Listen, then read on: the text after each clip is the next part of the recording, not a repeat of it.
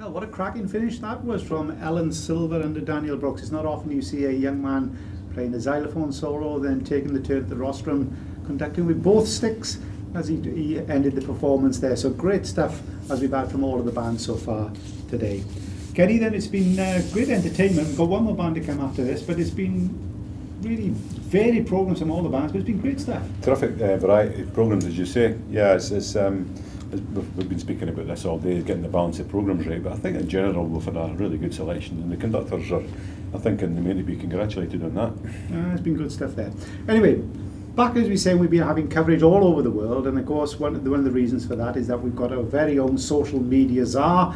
There we go. So we've got to hand back over to Rachel Carter from First Art. Rachel, tell us a little bit more than what's been happening, because now we're having people from all over the place sending personal messages to us. We have. That was not my mother. I hope she's logged in. Go on then. What was it going to be?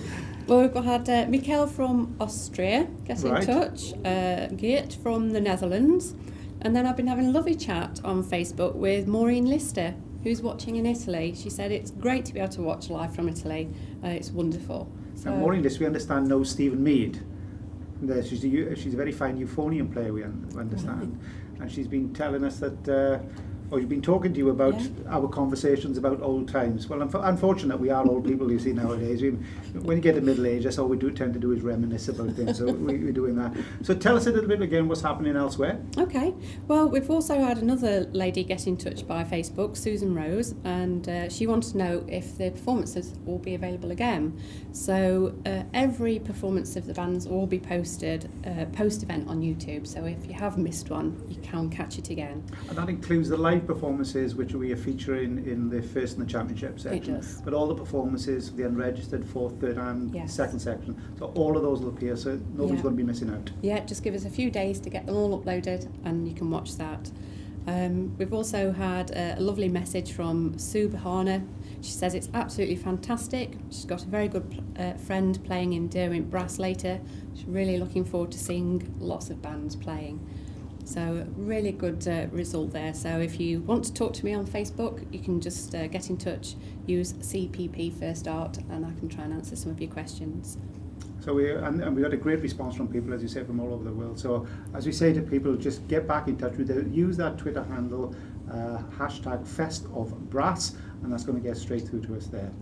Now we're also joined with, we're having guests we're talking throughout the day. We've had Stephen Mead, who's going to be coming back to us to talk about some other topics. But one of the guests we've got with us before the final band takes to the stage is David Beale. Now, a lot of people know David. He worked for many years for Band Supplies, but he has a fantastic internet radio program called brassbandradio.co.uk. Yes, to get it is, right. yep. You can log into that 24 hours a day. Mm-hmm. David, tell us a little bit about the program, how long you've been doing it, and how do you keep going 24 hours a day? That's the better thing. Or is it on a loop? It is on a loop. Brassband Radio has been going approximately just over 12 months now.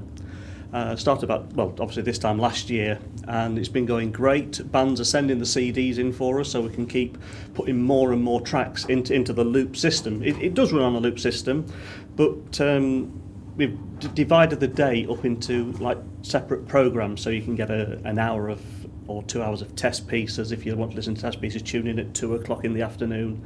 Or if you want showtime music, then I think that's about 12 o'clock. And then there's also the drive time own music to get you home to. So it's all been divided up like a proper radio station is based on, but it's all purely brass band music. And tell us what's the reach of it, because you're actually based in where? Vale Radio? Well, based up in York. Yeah. Based in York, and but the reach is, because it's internet based, it's the reach is all over the world. I log on to the system and you can see where people are listening from, and it's unbelievable the places that you get, from Japan to Italy, Centelli. I get quite a few from Jersey listening, and it's just amazing. Oh, that's great stuff. I've got to say as well that talking about things in podcasts, etc., Kenny Crookston, who's the editor of British Bandsman, of course, there's the Brass Band podcast, but those people who want to log in for a little bit of controversy, he's the gentleman who's actually creating most of it at the present time. So if we're going to give a plug to you, David, then give a plug to Kenny. Where can they actually log in for Brass Band podcast?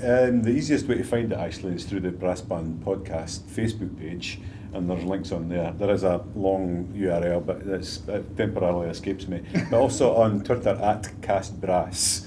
Is another way to find it pretty easily. But you're on weekly, isn't it? It's kind of weekly, yeah. We don't specify when it's out, but there's been roughly one every week so far. But it's good fun. You know, my mate, big Dave Kinross, he's certainly one of life's characters, and we like to have a bit of a laugh as well as stir a few hornets' nests up while we're having a talk about brass bands. He's got an encyclopedic knowledge of brass bands in a strange way, Dave, isn't he? I've noticed that. I don't know what it is about it. It's slightly dislocated, not from reality, but I think it's just... No, he always finds an interesting angle to come at it. But yeah, no, it's been really good fun though. We've had some great guests on, really great guests on just about every programme actually, and we've managed to touch on some really hot topics. And I'd like to think as well, although it can be a bit irreverent at times, you know, the serious nature of some of it is actually touching on some important subjects that we'd like to hope that may have some kind of effect on future discussions and amongst the hierarchy of brass band contest organisers, for instance. Well, Kenny, thanks for that there. We're going to go back to the hall where the last band, Ellen Silver, is now taking this... sorry, not Ellen Silver, they just played. Longridge under Mark Peacock. They play in Old Man River, in Flanders Field, Live and Let Die with soprano soloist Matthew Balsam, Mr. Sandman, and the finale from Faust. So without further ado, I'll hand you back to Simone in the hall.